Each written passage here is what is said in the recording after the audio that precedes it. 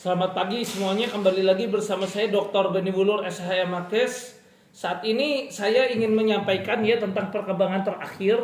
Saya telah menerima ya dan sudah membaca mengenai siaran pers Kresna Live belum penuhi komitmen penyihatan keuangan ya yang dikeluarkan Jakarta 15 Juni 2023, yaitu Kepala Eksekutif Pengawasan Perasuransian Penjaminan dan Dana Pensiun Ogi Prastomiyono menyatakan bahwa PT Asuransi Jiwa Kresna Life hingga saat ini belum memenuhi komitmen upaya penyihatan sebagaimana rencana penyihatan keuangan RPK yang telah disampaikan ke OJK tanggal 30 Desember 2022 dan perbaikan RPK 20 Februari 2023 dan melakukan penambahan modal.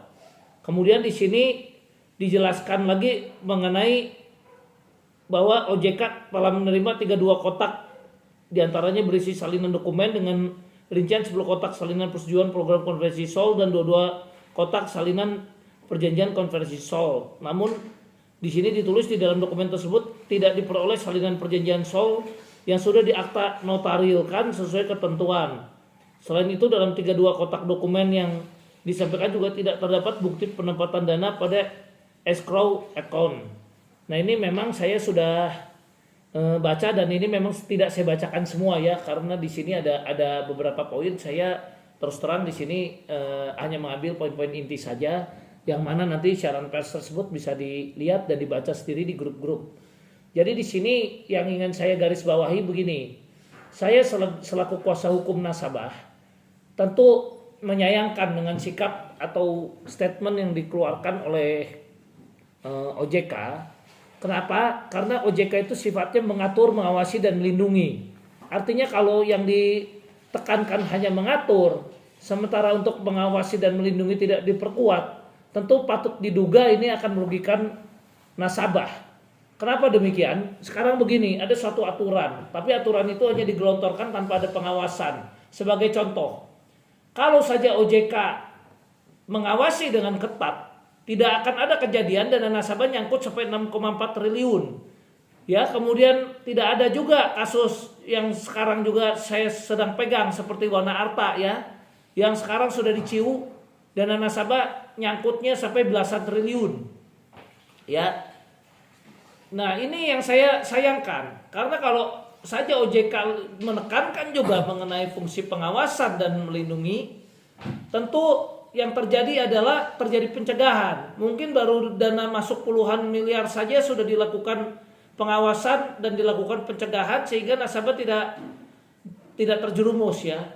Nah, diduga kuat di sini OJK pun telah lalai di dalam melakukan fungsi pengawasan dan telah diduga kuat juga telah lalai melakukan fungsi perlindungan terhadap konsumen. Sehingga kalau ada suatu keputusan OJK yang patut diduga betul-betul pada nantinya bisa dibuktikan dan terbukti bahwa itu betul-betul melindungi nasabah, maka kami akan melakukan ya ribuan nasabah bahkan ratusan nasabah yang percaya kepada saya akan melakukan gugatan perbuatan melawan hukum terhadap OJK, permintaan ganti rugi terhadap dana-dana nasabah akibat lemahnya diduga kuat lemahnya fungsi pengawasan dan perlindungan daripada OJK.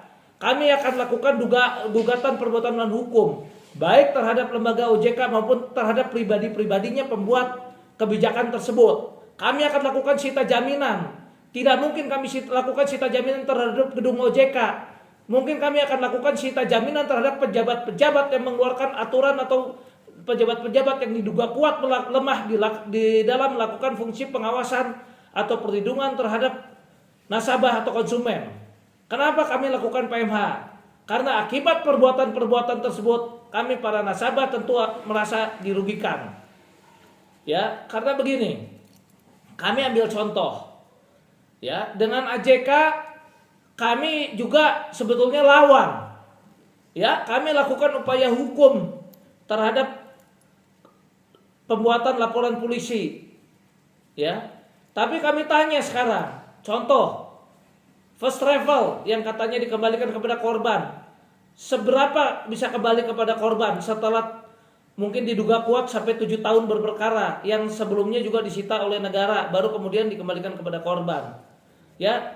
Jadi berapa banyak kasus-kasus yang pada akhirnya juga akibat dugaan perbuatan yang dilakukan oleh OJK berdampak pada kerugian nasabah karena begini, diduga kuat, ya diduga kuat karena Kresna Life waktu itu mendapatkan sanksi yang diduga kuat tidak berdasarkan hukum waktu itu, yang diduga kuat sanksi itu pun menyebar dan menjadi viral kemudian menyebabkan diduga kuat juga dilakukan ras terhadap AJK. Kemudian oleh OJK juga dilakukan sanksi PKU, di mana perusahaan tersebut sudah melakukan niat baik dan melakukan pembayaran 1,4 triliun dan 50% lunas. Sementara kami juga punya bukti Wana Arta, ya, yang diduga kuat pengusahanya kabur ke luar negeri dengan membawa ya triliunan dana nasabah, diduga kuat, ya. Kemudian diduga kuat juga tidak melakukan pembayaran seperti yang dilakukan AJK, kalaupun dilakukan sangat minim. Ya, dan hampir bersamaan juga waktu gagal bayarnya. Wana Arta hanya diberikan sanksi PKU sebagian saat gagal bayar itu.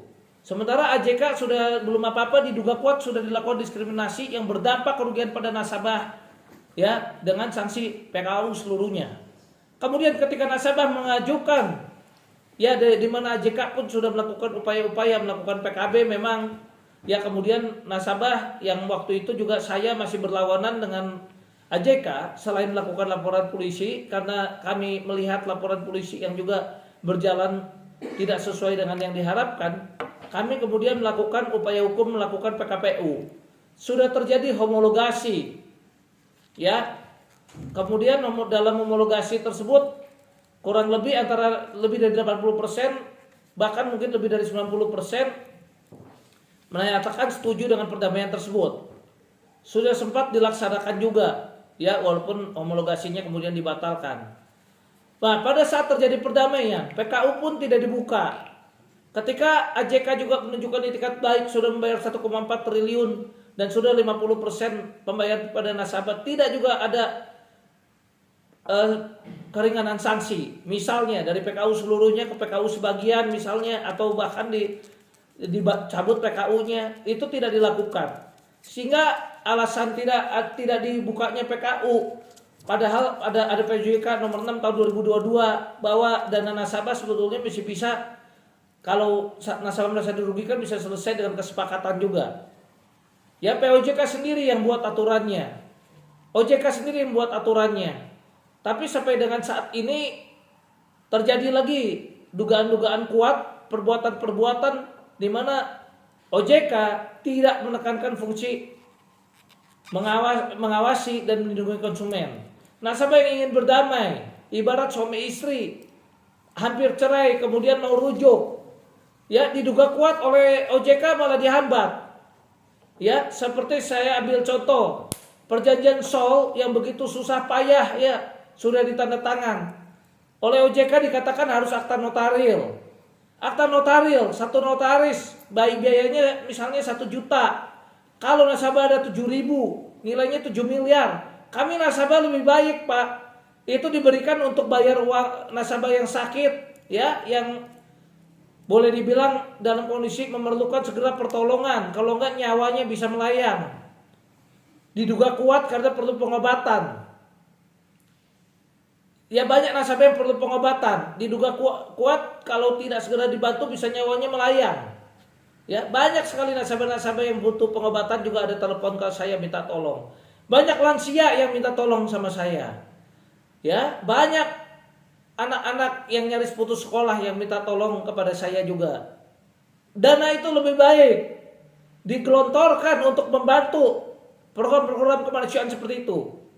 Terakhir saya sempat ketemu dengan dengan pihak AJK, ya. Ya, di sini AJK kita juga lihat udah banyak yang bekerja keras. Ada Pak Jul, pemegang saham pendali juga bekerja keras, ya, dan yang lain-lain pun juga bekerja keras, ya. Semuanya bekerja keras untuk sosialisasi SOL ini sampai dengan 3 jam. Ya, hampir tiap hari dalam seminggu waktu itu ada program sosialisasi SOL. Ya, banyak, ya, 90% itu sudah setuju, ya, sudah setuju SOL. Ya, secara bertahap sudah kurang lebih 60% dilakukan juga pengiriman perjanjian SOL yang mana dari seluruh pelosok Indonesia kami yakin juga akan memenuhi 90% ini juga. Bahkan lebih. Mungkin akan meningkat. Kenapa kami bilang begitu? Karena kami tahu, saya sendiri juga sempat ditelepon. Banyak juga dari pihak AJK atau nasabah lain ditelepon. Banyak rupanya yang alamat-alamatnya tidak diketahui, ya karena agennya juga nggak tahu diketahui di mana, sehingga sulit menghubungi nasabah itu. Ada juga nasabah-nasabah yang sudah tua dan gaptek, ya tidak menguasai teknologi, sehingga untuk mengisinya juga kesulitan. Ini juga menjadi hambatan-hambatan. Sementara yang kalau ada yang lapor polisi pun mungkin hanya 2 atau 3% jumlahnya daripada keseluruhan jumlah nasabah. Yang mana yang lapor polisi pun termasuk saya, beberapa nasabah Bandung yang saya wakili sudah melakukan pencabutan laporan polisi. Yang mana diduga kuat juga laporan polisi ini jadikan dasar untuk yang diduga kuat juga digunakan juga dasar ya untuk sebagai dasar ditetapkan tersangka dan sebagainya di Direktur Utama AJK ya. Nah ini kami sayangkan ya, padahal laporan itu sudah dicabut dan klien saya pun sudah melakukan BAP pencabutan ya karena kami ingin damai ya. Kemudian juga banyak nasabah lain yang di luar saya pun sudah melakukan pencabutan. Saya tahu ada yang dari Medan, dari Surabaya pun sudah ada yang melakukan pencabutan. Artinya apa? Dari sekian banyak pun sudah banyak yang melakukan pencabutan. Ya, dan sudah yang melakukan laporan pun sudah dapat itikat baik daripada AJK dicicil. Ya, bagaimana mungkin uangnya mau tapi perkara tetap diteruskan. Sementara semangat perdamaian terus kita minta. Ya, tentu di dalam YouTube ini pun kami minta duduk bersama kepada para pelapor. Duduk bersama pada para kuasa hukumnya untuk coba memikirkan ya, diduga kuat mereka itu egois, ingin dibayar sekaligus ya, tanpa mau memikirkan nasabah yang lain. Sementara nasabah yang lain di sini juga banyak yang lebih membutuhkan pertolongan, seperti yang walaupun semua nasabah butuh uang ya, yang sehat pun butuh uang. Kita sadari, nasabah saya pun banyak yang sehat, butuh uang juga. Tapi kita juga kalau harus tolerir juga, yang perlu dibantu kita mesti mau tolerir dan legowo. Meskipun yang sakit bukan klien saya berikan pengertian kepada klien saya. Yang sakit, yang dalam kondisi nyawanya kritis, tolonglah kalian legowo walaupun bukan klien saya. Ya, itu diutamakan tidak apa-apa. Kenapa? Karena nyawa, ya kemanusiaan. Saya mengetuk para pelapor. Ya, apa kalian tidak sedih seandainya ada di antara para nasabah ini yang kemudian gara-gara tidak mendapatkan pengobatan kemudian nyawanya melayang? Apakah dari pihak OJK pejabat-pejabatnya tidak terketuk? Tidakkah kalian para pejabat OJK memiliki keluarga? Ya, bagaimana kalau itu menimpa keluarga kalian? Jangan gara-gara diduga kuat ego yang dikedepankan, aturan katanya harus dikedepankan, diduga kuat ya, OJK tidak mementingkan fungsi pengawasan dan melindungi konsumennya. Sehingga ini yang membuat saya selaku kuasa hukum para nasabah dan selaku ketua tim 5 sedih dan mengucapkan ya duka cita atas ya dugaan matinya perasaan-perasaan dari para pejabat OJK yang diduga kuat tidak peduli pada nasib nasabah yang saat ini banyak yang diduga kuat sedang meregang nyawa. Ya, banyak yang masuk ini, ada yang kanker otak, ada yang sakit kanker juga, udah kirim foto-fotonya ke saya, nanti saya akan kasih lihat. Ya, dia udah WA ke saya. Ya, minta tolong, saya sudah sampaikan kepada pihak AJK.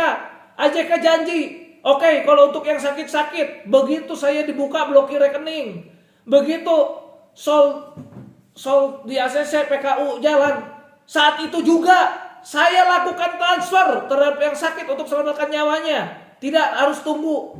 Ya, jadi ada skala-skala prioritas percepatan yang AJK sudah komitmen untuk penyelamatan nyawa, dia mau. Sekarang dia mengatakan tidak bisa bayar karena rekening diblokir.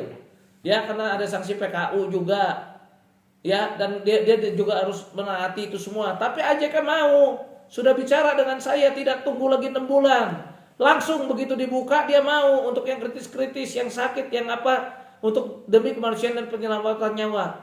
Klien saya pun sudah mau, sudah setuju kalau itu sifatnya untuk penyelamatan nyawa. Banyak yang bicara ya sudah nggak apa-apa diutamakan ya, walaupun kita juga secara bergandengan tangan tetap mempush AJK untuk membayar kita sesuai komitmennya sampai dengan lunas ya. Nah ini kami mengetuk hati para lawyer lain yang juga jadi pelapor. Kami mengetuk juga para pelapor ya, karena peristiwa hukum kalian laporkan ke polisi, kita hitung waktunya. Sekarang masih tersangka, belum naik jaksa ya, naik ke jaksa ya, kalau toh dihukum ya, ini bisa onselah, bisa dihukum. Kalau kita ngomong jeleknya dihukum lah ya, itu di PN bisa naik ke tinggi, pengadilan tinggi, dari pengadilan tinggi bisa naik ke kasasi, dari kasasi naik ke PK. Nah kalau selesai 3 tahun lagi, yang butuh sekarang ditransfernya, suruh tunggu 3 tahun lagi, tunggu perintah dibayar ya, inkrah ya, keburu diduga kuat, keburu mati. Apakah OJK tidak sedih? Apakah para pelapor tidak sedih melihat masyarakat lain yang membutuhkan, di mana AJK sudah berkomitmen ya, mau bayar ya. Nah ini yang saya mau ketuk ya. Jadi tolonglah untuk akta notaril, daripada uangnya 7M itu ya, misalnya diduga kuat nilainya segitu untuk bayar notaris ya, bukankah 1338 Hukum Perdata perjanjian berlaku sebagai undang-undang membuatnya tidak disebutkan harus akta notaril?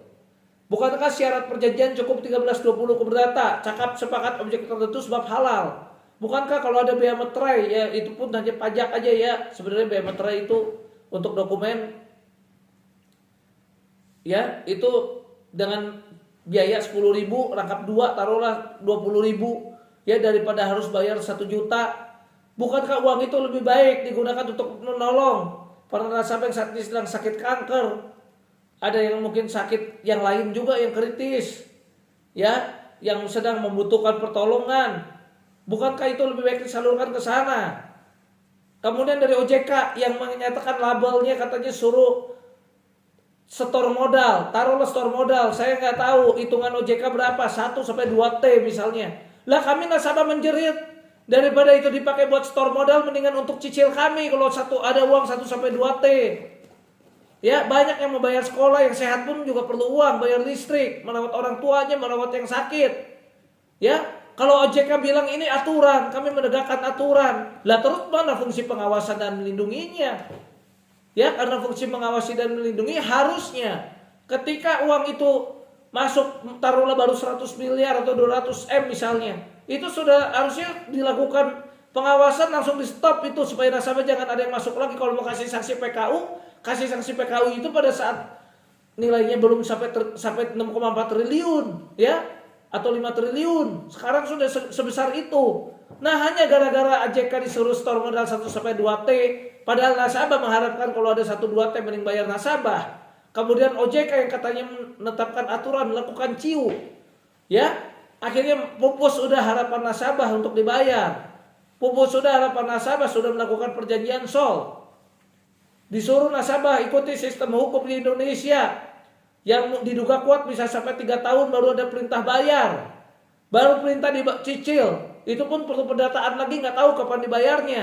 Sementara AJK untuk kalau selesai damai dalam 6 bulan setelah PKU dibuka akan melakukan pencicilan. Begitu dibuka tidak usah tunggu sampai 6 bulan. Begitu katanya dibuka dan uangnya ada, diblokir buka sesuai kemampuan perusahaan, sekuat tenaga langsung akan melakukan pencicilan dan pembayaran prioritas juga kepada yang sakit, yang membutuhkan pertolongan supaya nyawanya selamat. Itu yang sudah dikomitmenkan pada AJK dan berani saya sampaikan di dalam YouTube ini.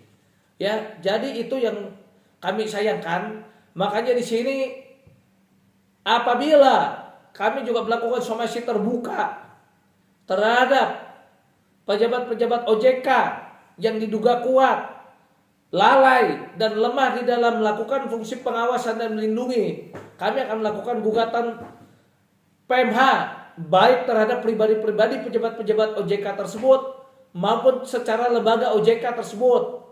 Ya, di mana suara yang saya suarakan ini adalah mewakili ribuan nasabah yang mempercayakan kepada saya, sehingga saya diminta, beberapa klien juga sudah bicara sama saya, diminta untuk menjadi corong mereka atau mulai membicarakan, menyuarakan hati mereka sebagai seorang kuasa hukum.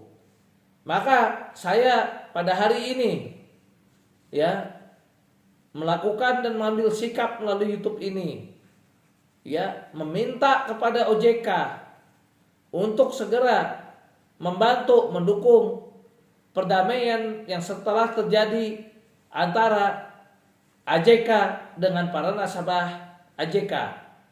Kemudian meminta kepada pelapor ya supaya Logowo bergandengan tangan dan mau membuang ego masing-masing, termasuk saya. Saya juga tidak mau ya mempertahankan ego saya, ego para klien-klien saya yang mana juga sudah percaya dan memberikan kuasa kepada saya. Ya, karena kita bergandengan tangan mesti bersatu, membuang ego. Kalau semua mau dibayar sekaligus, klien saya juga mau dibayar sekaligus. Apakah kalau cara dibayar sekaligus memang harus lapor polisi? Kita lapor polisi juga rame-rame. Tapi kalau kita lapor polisi kemudian akhirnya diciu, buat apa? Kalau lapor polisi suruh tungguin 3-5 tahun, kemudian baru ada perintah bayar, dapatnya juga nggak tahu berapa dan perusahaan keburu diciu. Ya seperti apa yang terjadi pada Wanarta sekarang. Ya, itu yang mengangkatnya saya ambil sikap. Ya, kalau ada pengusaha, ada pihak perusahaan diduga gagal bayar sudah berikat baik, tolonglah itu kita dukung dulu, kasih kesempatan. Toh kita juga bisa lakukan people power juga. Ya kita sudah somasi juga AJK. Seandainya dia melanggar, kita akan lakukan people power, melakukan berbagai upaya hukum yang akan membuat repot mereka semua juga. Demikian dari saya, salam sehat, sekian dan terima kasih.